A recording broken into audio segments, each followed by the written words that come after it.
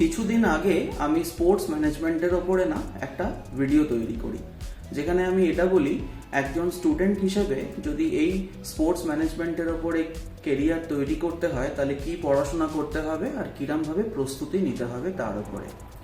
এবারে আমার এই টপিকে আরও একটু ইন্টারেস্ট তৈরি হয়, তো আমি জানতে চেষ্টা করি এই প্রফেশনে আর কি কি অপশন আছে।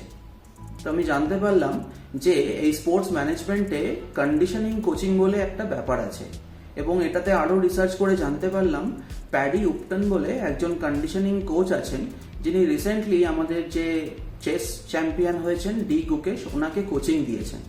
এবং তার সাথে এটাও জানতে পারলাম যে 2011-তে ভারতীয় ক্রিকেটের উনি কন্ডিশনিং কোচ ছিলেন এবং ভারতকে বিশ্বকাপ জেতাতে উনি সাহায্য করেছেন। তো ন্যাচারালি আমার ইন্টারেস্ট আরও তৈরি হলো যে আমি একটু জানি বা বিষয়টা বুঝি। তো আমি দেখলাম যে ওনার ওপেন সোর্সে কোনো স্যালারি স্ট্রাকচার বা এরকম পেমেন্ট স্ট্রাকচার নেই।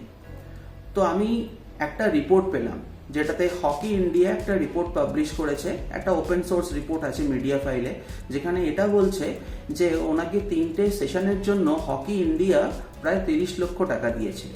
এবারে আমি কনটেক্সটে আসছি। তো ধরে নিলাম কেউ আজকের দিনে এই প্রফেশনে আসতে চাইছে বা কন্ডিশনিং কোচিংয়ে যেতে চাইছে, সে তো আর শুরুতেই 30 লক্ষ টাকা পাবে না, তার তো ওভারঅল একটা জার্নি থাকবে। সে নিজেকে ইম্প্রোভাইজ করবে, এক্সপিরিয়েন্স নেবে এবং গ্র্যাজুয়ালি একটা জায়গায় নিয়ে আসবে, এবং সেখান থেকে তার একটা স্যালারি স্ট্রাকচার বা একটা ওভারঅল ফি স্ট্রাকচার তৈরি হবে।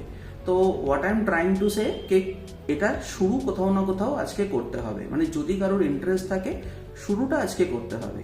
তো সেইটা বলার চেষ্টা করছি, you have to start somewhere.